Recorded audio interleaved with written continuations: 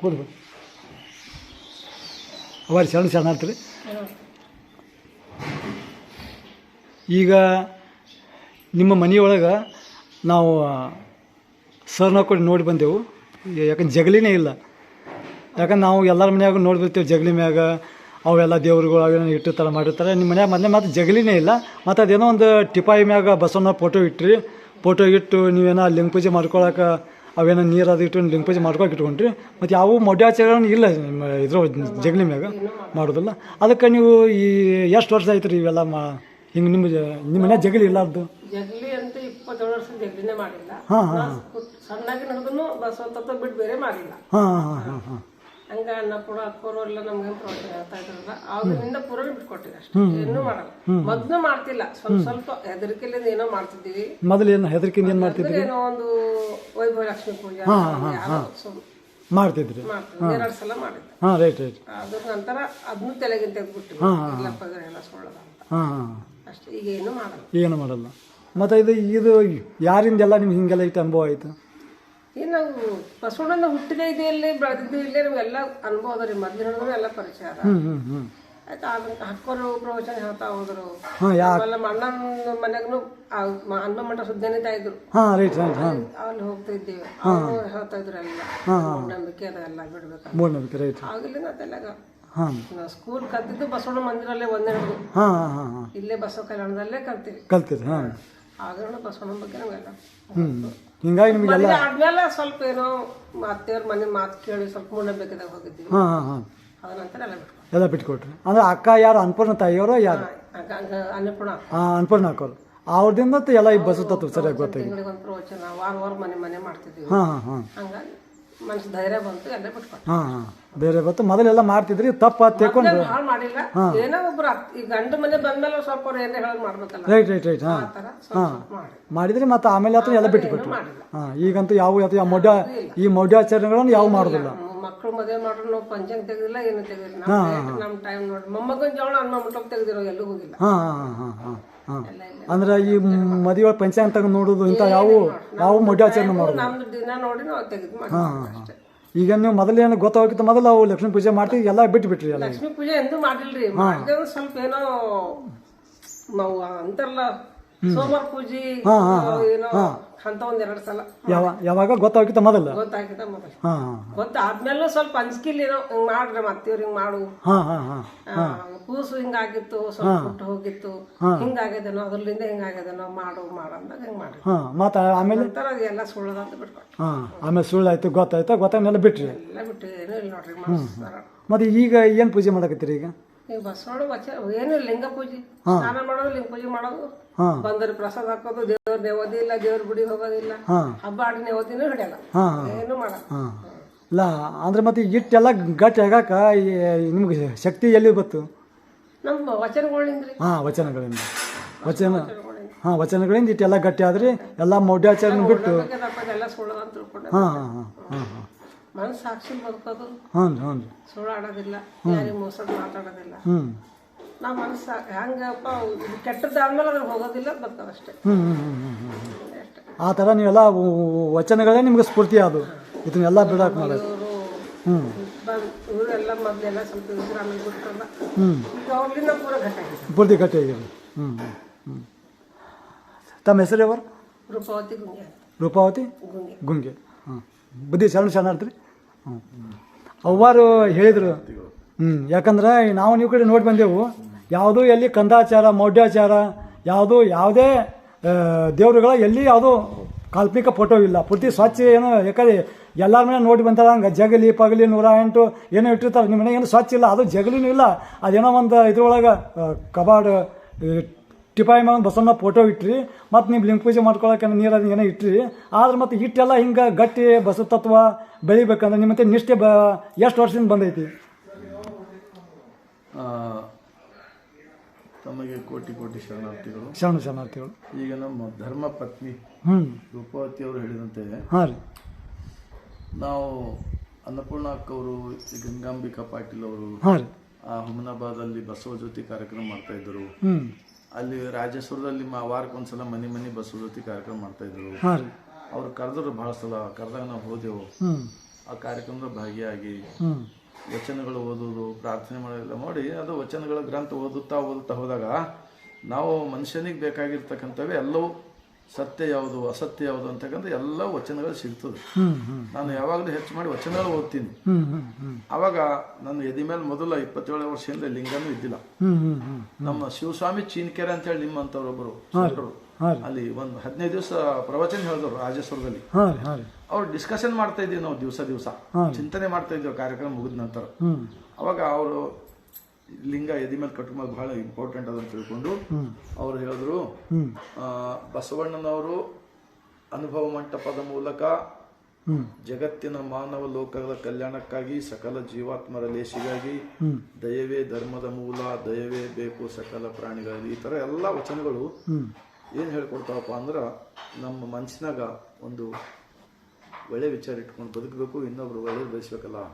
ಅದಕ್ಕೆ ಇಷ್ಟಲಿಂಗ ಕಟ್ಕೊಂಡೆ ಅಂದ್ರ ಈ ಶರೀರವೇ ದೇವಾಲಯ ಇದೆ, ಅದನ್ನ ಆ ಇಷ್ಟಲಿಂಗದ ಮೂಲಕ ನಮ್ಮೊಳಗೆ ನಾವು ದೇವ್ರು ಕಾಣ್ಬೇಕಂತ ಹೇಳಿ ನಾವು ಇಷ್ಟಲಿಂಗ ಅವರು ಕೊಟ್ಟ ಬಳಿಕ ನಾವು ಎದೆ ಮೇಲೆ ಧರಿಸಿದ್ದೇವೆ 27 ವರ್ಷ ಹಿಂದೆ.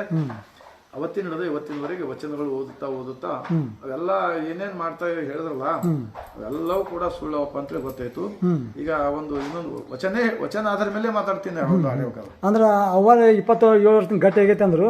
ಮತ್ತೆ ಅವೆಲ್ಲ ಮನೆಯ ಮೂರ್ತಿಗಳು ಅದಕ್ಕೆ ಮೊದಲ ಮೂರ್ತಿ ಇದ್ದು ಮತ್ತೆ ಅವೆಲ್ಲ ತೆಗೆದು ಬಿಟ್ಟು ಒಬ್ಬರಿಗೆ ತಗೊಂಡೋಗಪ್ಪ ನಮ್ಗೆ ದುಡ್ಡು ಕೊಡ್ಬೇಡ ಅಂತ ಹೇಳಿ ಅವಾಗ ಗೊತ್ತಾಯ್ತು ನನಗ.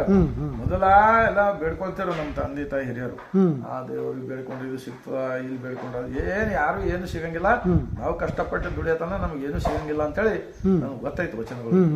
ಅರಿವೇ ಗುರು, ದೇಹವೇ ದೇವಸ್ಥಾನ, ಕಾಯಕವೇ ಕೈಲಾಸ ಎಲ್ಲ ಹೇಳಲ್ಲ. ಇದು ಗೊತ್ತಾಗಿಂದ ನೀವು ಗಟ್ಟಿ ಅಲ್ಲ ಸುಳ್ಳವ ಅಂತ ಹೇಳಿ ಬಿಟ್ಬಿಟ್ಟು ಬಟ್ ಮತ್ತೆ ಅವ ಏನ ಇಲ್ಲ ಆಗಳಿ ನಮ್ಮ ಮಗನ ಮದುವೆ ಒಳಗ ನಾ ಪಂಚಾಂಗ ಸುದ್ದಾಗ ತೆಗೆದು ನೋಡಿಲ್ಲ ಅಂತಂದ್ರು. ನಾವ್ ಯಾರು ಏನು ಕೇಳಂಗಿಲ್ಲ. ಒಟ್ಟ ಯಾವತ್ತು ನಮ್ಗೆ ಸೌಲಭ್ಯ ಸರಿಯಾಗಿ ಸಿಗ್ತದ, ಒಳ್ಳೆ ಜನರು ಬರಬೇಕು ಏನು ಯಾವತ್ತೂ ಮಾಡ್ಬೋದು. ಸೂರ್ಯ ದಿನನಿತ್ಯ ಒಂದೇ ಕಡೆಯಿಂದ ಬರ್ತಾನೆ, ಬೇರೆ ಬೇರೆ ಕಡೆ ಬರ್ತಾನೆ. ಎಲ್ಲ ವಚನಗಳು ಧೈರ್ಯ ತುಂಬ್ತಾನೆ. ನಿಮ್ಗೆ ಇಷ್ಟ ಬರ್ಬೇಕಂದ್ರೆ ವಚನಗಳನ್ನೇ ಧೈರ್ಯ ತುಂಬೈತಿ. ವಚನಗಳ ಮುಖಾಂತರ ನೀವೆಲ್ಲ ಗಟ್ಟಿ ಆಗಿರಿ. ನೀವು ವಾರವೆಂದರಿಯೇ ದಿನವೆಂದರಿ ಅಂತವೆಲ್ಲ ವಚನಗಳು ಅವಲ್ಲ, ಅವ ಮೂಲಕ ನಾವು ಧೈರ್ಯ ಕಟ್ಟೈತಿ. ಖರೀವಿ ಏನಿದ್ದಿದ್ದು ಈ ಶರೀರಕ್ಕೆ ಬಿಟ್ಟು ಯಾವುದೂ ಇಲ್ಲ. ತಕಡಿ ಸುಪ್ರೀಂ ಕೋರ್ಟ್, ಶರೀರೇ ನ್ಯಾಯಾಲಯ. ಇಲ್ಲಿ ಮನುಷ್ಯ ಬದಲಾಯ್ತಂದ್ರ ಜಗತ್ತದಾಗ ಎಲ್ಲರಿಗೂ ಒಳ್ಳೇದಾಗ್ತಂಬುದೇ ತತ್ವ. ಜಗತ್ತದಾಗ ಜಗಜ್ಯೋತಿ ಅಣ್ಣ ಬಸವಣ್ಣನವರು 12ನೇ ಶತಮಾನದಲ್ಲಿ ಬಿಜ್ಜಳ ರಾಜರ ಕಾಲದಲ್ಲಿ 5 ವರ್ಗಗಳನ್ನ ಮಾಡಿ ಜನರಿಗೆ ಶೋಷಣೆ ಮಾಡ್ತಕ್ಕಂಥದ್ದು ಮಾಡ್ತಾ ಇದ್ರು. ಬ್ರಾಹ್ಮಣ್ಯ, ಕ್ಷತ್ರಿಯ, ವೈಶ್ಯ, ಶೂದ್ರ, ಪಂಚಮ. ದುಡಿಯೋ ವರ್ಗದವರನ್ನ ಕೆಳಗ್ ತುಳಿದು ಆಳ್ತಕ್ಕಂಥ ವ್ಯವಸ್ಥೆ ಇತ್ತಲ್ಲ, ಅವೆಲ್ಲ ಬಸವಣ್ಣನವರು ಅವರ ದುಃಖವೇ ಎನ್ನ ದುಃಖ, ಅವರ ಸುಖವೇ ಅನ್ನೋದು ಸುಖ ಅಂತ ಹೇಳಿ ಅವ್ರು ಎಂತ ದೊಡ್ಡ ಮನೆತನದ ಹುಟ್ಟಿ ಬಂದ್ರು ಕೂಡ ಬಡವರ ಪರವಾಗಿ, ಶೋಷಿತ ವರ್ಗದವ್ರ ಪರವಾಗಿ ನಿಂತಾರಲ್ಲ, ಅದು ನಮ್ಗೆ ಹಿಡಿಸ್ತು. ಅದು ಹಿಡಿಸ್ತಾ ಅದ್ರ ಮುಖಾಂತರ ಇಂಥ ವಿಚಾರ ನಾವ್ ಯಾಕೆ ತಿಳಿಸ್ಬಾರ್ದಪ್ಪ ಅಂತ ಹೇಳಿ 2005ನೇ ಇಸ್ವಿ ಆ ರಾಜಸೌಧದಿಂದ ಕಲ್ಯಾಣಕ ಇಲ್ಲಿ ಸರ್ಕಾರಿ ಆಸ್ಪತ್ರೆಗೆ ಡ್ಯೂಟಿ ಬಂದಾಗ, ಅರೆಪ್ಪ ಜನರಿಗೆ ಇದನ್ನು ನಾವ್ ಯಾಕೆ ಹೇಳ್ಬಾರ್ದು, ಅವ್ರ ಜೊತೆ ನಮ್ಮನ್ನು ಒಳ್ಳೇದಾಯ್ತು ಅಂತ ಹೇಳಿ ಒಂದು ವಚನ ಇದೆ ಬಸವಣ್ಣವ್ರು.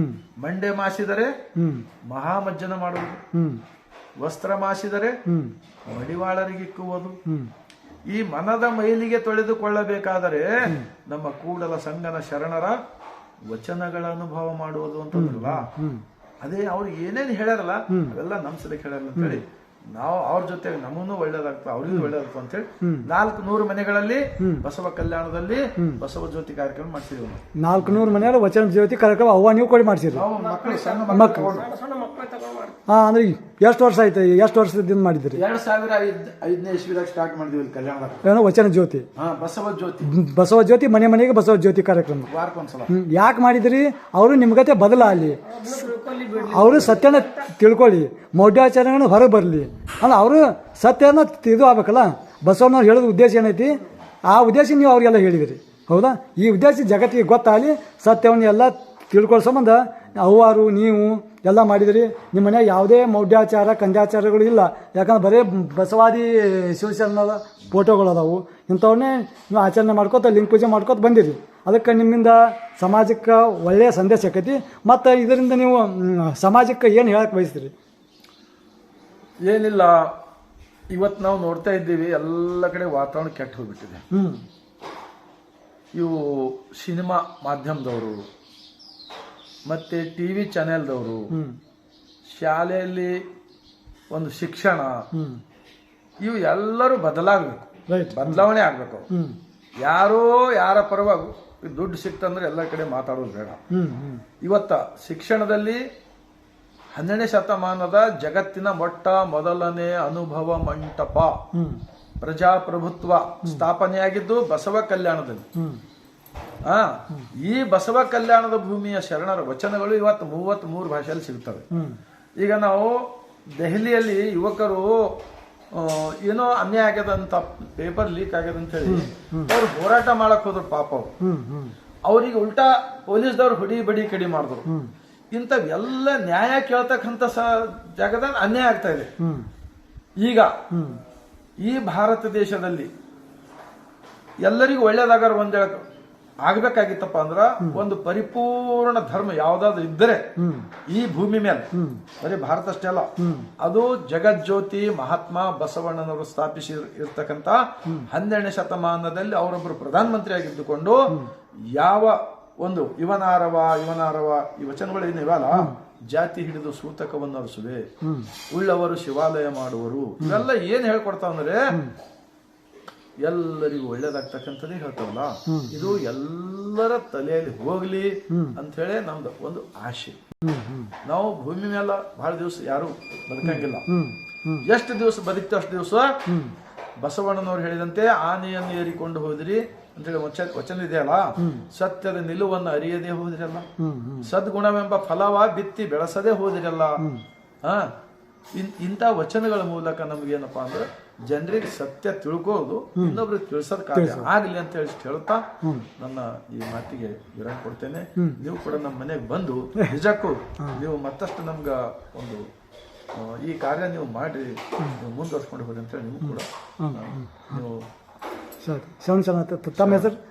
ನನ್ನ ಹೆಸರು ಚಂದ್ರಪ್ಪ ಭೀಮಣ್ಣ ಗುಂಗೆ ನಮೂರ್, ಬೇಲೂರು.